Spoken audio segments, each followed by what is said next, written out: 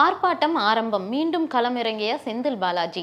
அமைச்சர் பதவி இழப்பிற்கு பிறகு ஓய்வில் இருந்த செந்தில் பாலாஜி தற்போது கட்சி பணிகளில் தீவிரம் காட்ட தொடங்கியுள்ளார். மேற்கு மண்டல தொகுதிகளுக்கு பொறுப்பாளராக உள்ள அவர் மற்ற கட்சியினரை திமுக வசம் இழுக்கும் பணியை தொடங்கியுள்ளார். அண்மையில் கோவையில் தாவேகா பிரபலம் வைஷ்ணவி உள்ளிட்டோரை செந்தில் பாலாஜி திமுகவில் இணைத்தார். இன்று ஜூன் 21 தனது சொந்த மாவட்டமான கரூரில் அதிமுக தாவேகாவினர் பலரை திமுகவில் இணைத்துள்ளார். திமுக கூட்டணியில் இருந்து விலகலா? துரை வைகோ பேட்டி. ராஜ்யசபா சீட் அளிக்காததால் அதிருப்தியில் இருக்கும் மதிமுக என்டிஏ கூட்டணியில் சேருவது குறித்து பேச்சு நடத்தி வருவதாக தொடர்ந்து தகவல் வெளியாகி வருகிறது.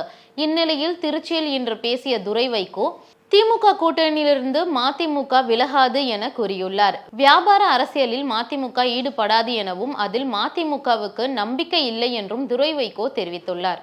விரும்பும் கடவுளை வணங்குவதே ஜனநாயக உரிமை. திமுகவை சாடிய இபிஎஸ்.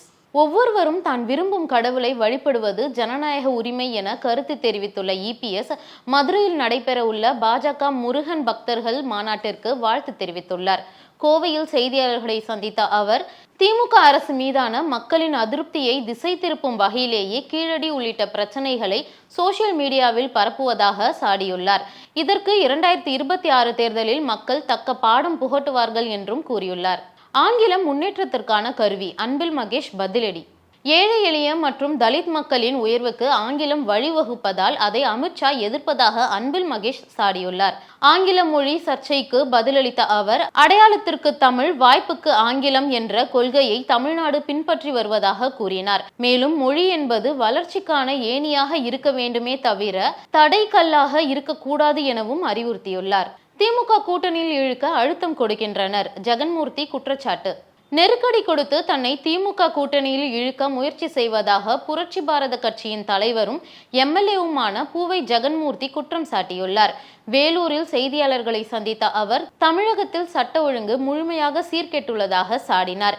மேலும் தவறு செய்யாத தன் மீது அரசு காழ்ப்புணர்ச்சியோடு ஆள்கடத்தல் வழக்கு பதிவு செய்துள்ளதாகவும் இப்படி சிக்கல்களை கொடுத்தால் திமுக கூட்டணிக்கு நான் வந்துவிடுவேன் என முயற்சி செய்வதாகவும் குற்றம் சாட்டியுள்ளார்.